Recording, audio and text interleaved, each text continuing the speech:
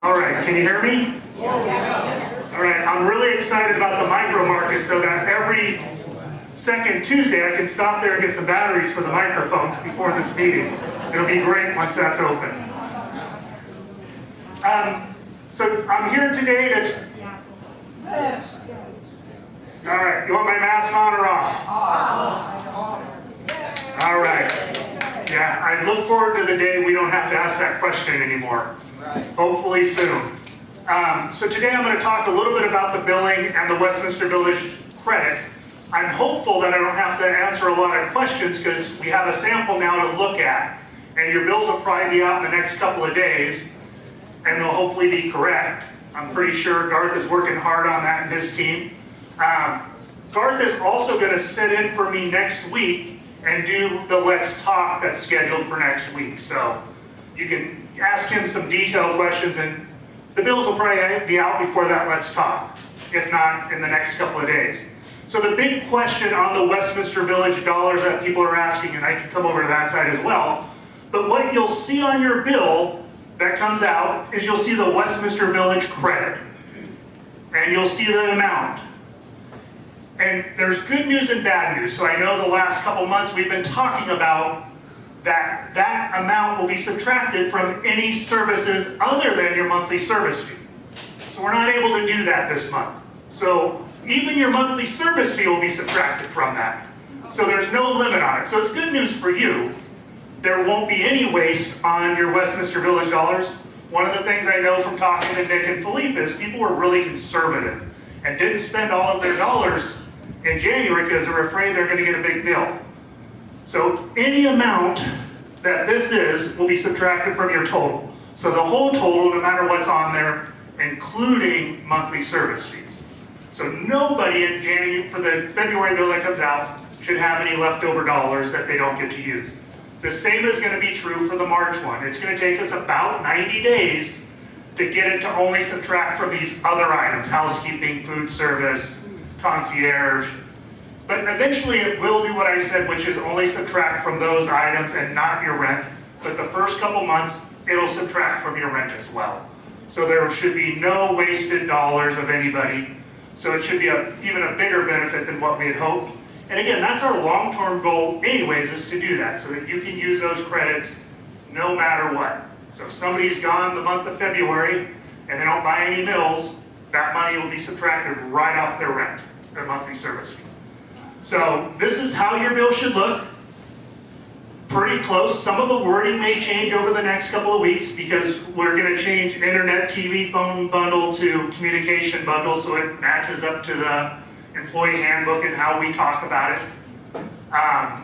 You'll see a total for your Garden Cafe purchases. You'll see a total for your Ocotillo services, your Jayhawk Lounge.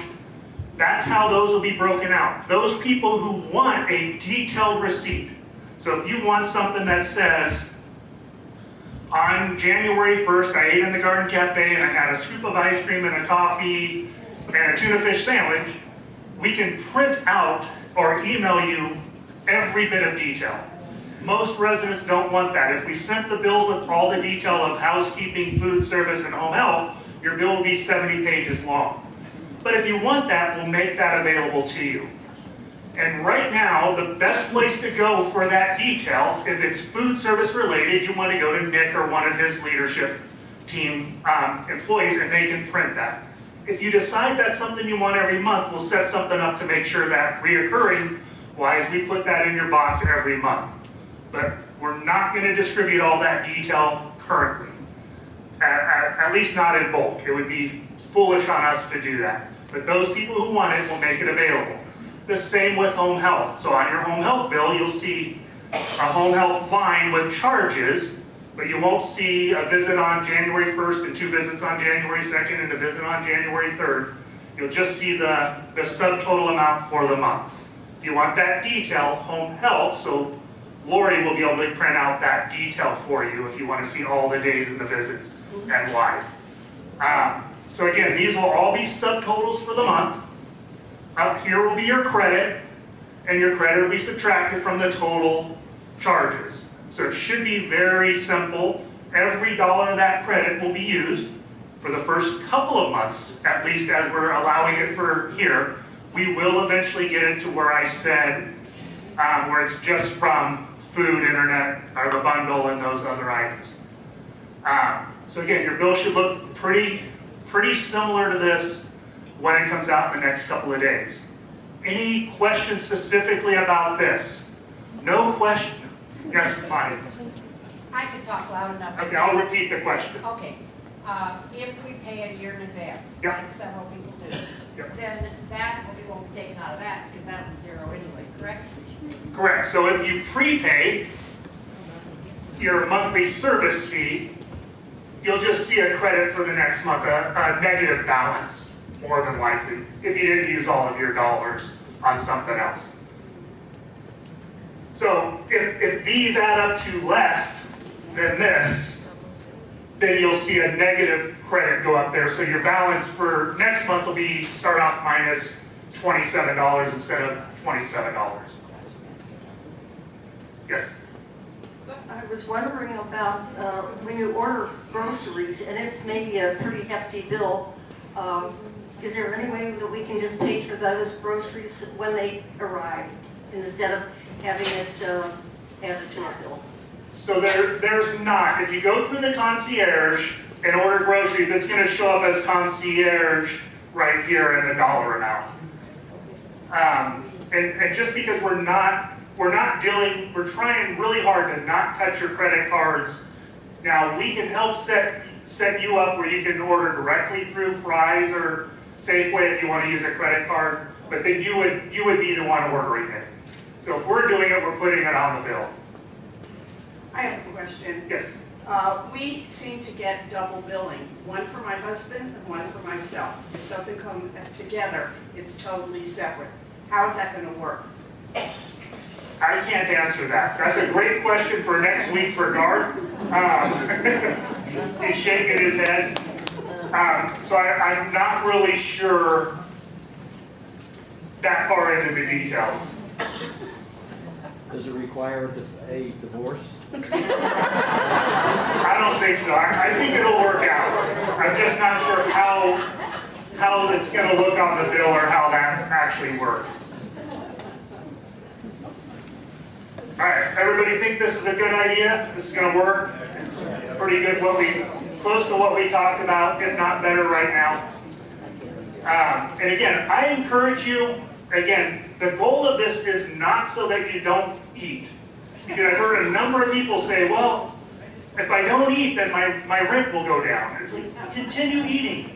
Especially if you have money you're going to leave to your grandkids or great-grandkids or kids or Westminster Village.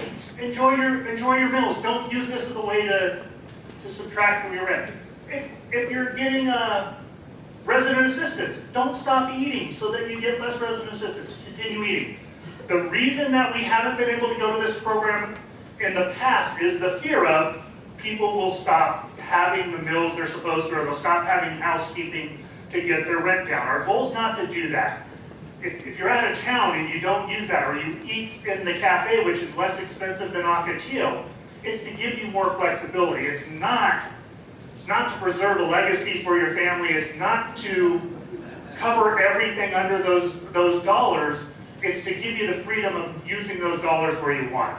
So don't change your lifestyle to make this work for you. Don't be afraid to go over that amount because you had a really good dinner in Donnelly's or a bottle of wine or bought some groceries.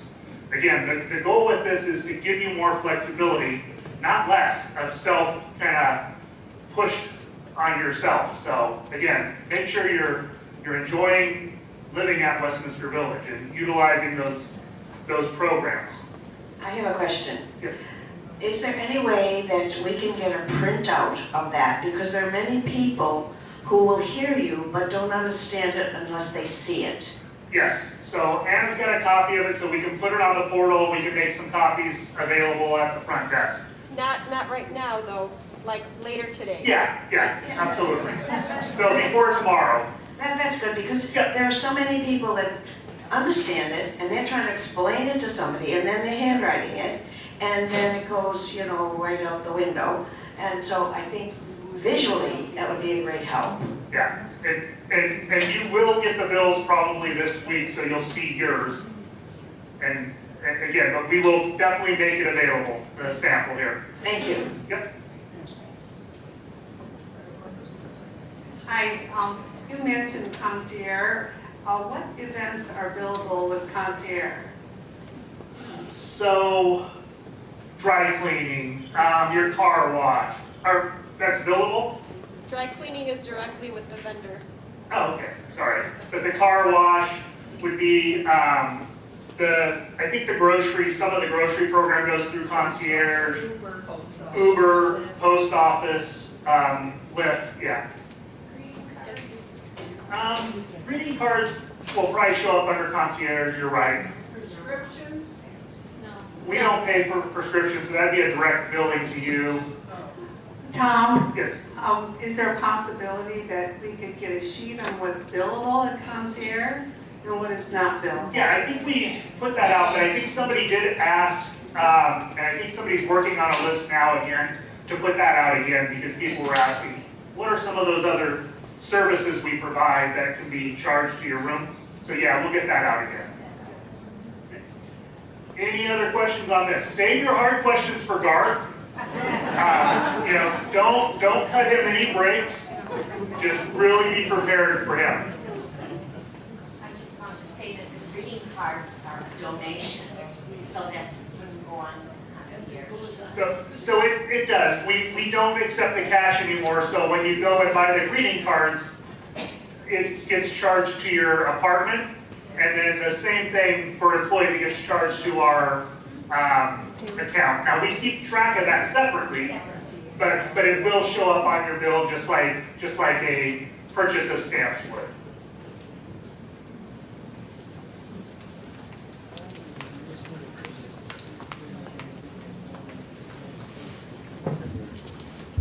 The inevitable computer. Are we going to get any rebate?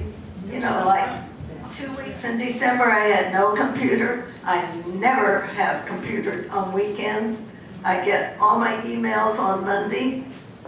The church is not, I can't get my church. I have to look at it on the screen where the lip sync is not in tune with anything. And this has gone on and on and on. And I get tired of paying for it when I don't have the service. Yeah. So here's the answer.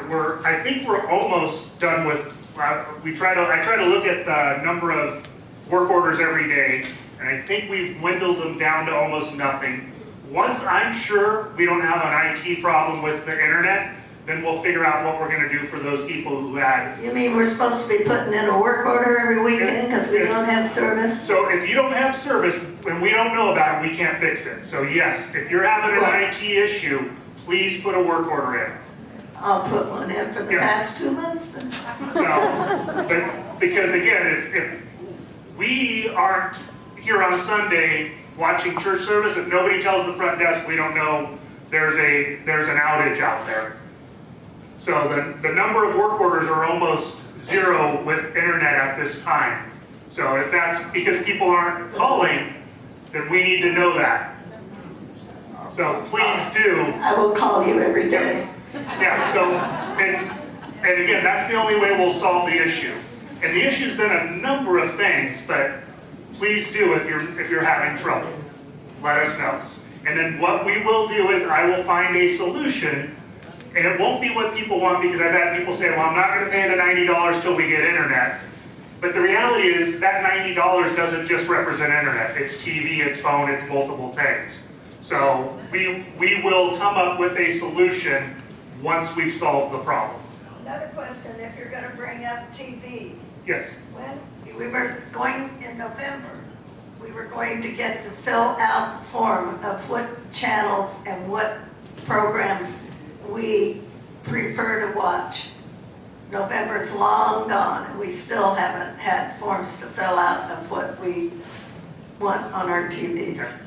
So we, in the next week or so, will have a schedule of the rollout for the phones, the TV, and the internet, the new system. We do have the basic TV guide available. I thought we put that out. Not yet. Okay. But it's And ready. it's very similar to what we have now, plus channels. So I don't think we really lost anything in the changeover. We added more channels, more music, and more TV. So we'll get that out once we make the announcement of kind of the time frame of the rollout and how that works, because it doesn't all change overnight. We have to change parts. You're gonna tell us rather than we.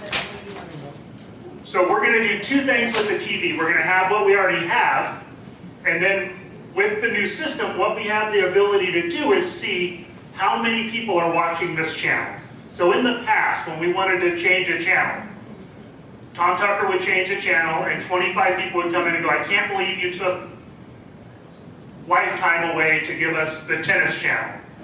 What we have available with this new system is we can look and see how many people watch this channel. We can't tell what you're watching, but we can see how many people are watching any channel so that we can easily make changes. In the past, every time we made a change, it was a major to-do. So we have that ability with this new system. So we'll be able to make modifications once we see what channels aren't being used. And then we'll probably do a survey and say, what would you like? Now, here's the deal. We can't just say, what do you want? Because a lot of those channels cost between $1.25 and $7 a month per person. So if you want ESPN2, it's $2.25 per person on this campus to add. So again, but the selection we have is better than what we currently have, almost all the channels, but we will have some flexibility, and we may be able to lose some of those $1.25 a month channels because nobody's watching them, and put something better on. But right now, what we try to do is match up the best we could with what we have. Are we going to be, after the new system is in, are we going to be getting bills for IT to come in and help us with anything? So the answer is possibly. So if you're not on the bundle, if you're not paying the $90 for the bundle, and you want IT to come in and work on your Cox internet, yeah, we're going to charge you for it. Because we're not managing your internet. So there is the possibility of some of those kinds of bills. If in the past, our IT team would actually build you a computer at no cost other than the parts. We can't afford to do that. We should have never been doing that. So our IT department's not going to build you a personal computer. They're just not going to be able to do that. So there are things that there could be a IT charge for, just like there was in the past for certain things. But if you are part of the bundle, then there would be no charge. Correct. So if you're part of the bundle and you're having an issue with your TV, we're obviously not going to charge you for that. But if you're using Cox for your TV, one, we probably can't fix it anyways. But two, if we were going to fix it, then yeah, we would charge you for that service because it's not a service we're providing to you. All right, one more question. Tom, well, when you're talking about the TV, will there be such thing that you could maybe connect to your Roku? Like, I'd love to have Paramount. I'd love to watch Yellowstone and hear it's really good. But I'd have to pay for it, so I don't pay for it. But I found out, like, if I had it on my Roku, which I do have, I could get Paramount. So the answer is you should be able to do that now if it's free through Roku or Really? Netflix or whoever you use. But once we change the TV service, yeah, if you have a smart TV, you can still use I don't know. Hulu, or Roku does the same thing. So you can use Netflix or any of those other third-party providers. And one of the really cool things about Netflix, my daughter has Netflix, so I have Netflix for free. Because I think you can have 4, 5, 6 people using it, so. Just to help Yes. Lorraine. Yeah. If you have Roku, it can't be on your main TV with your TiVo box. You would have to have it on a second TV. That's the way Roku. You don't have Roku and TiVo. I have a TiVo. If anybody would like to have the TiVo, I will give it away. All right. I have a Roku. So we have a TiVo for sale, starting bid at $19.99. Who's got $19.99? Can we charge it to the room? All right. Any questions on the bill? No? All right. Again, remember, Garth will be doing the Let's Talk next week. Come up with some good questions for him. He thinks it's an easy thing and he's not going to be challenged, so definitely challenge him. Keep him busy and on his toes. All right, well, thank you.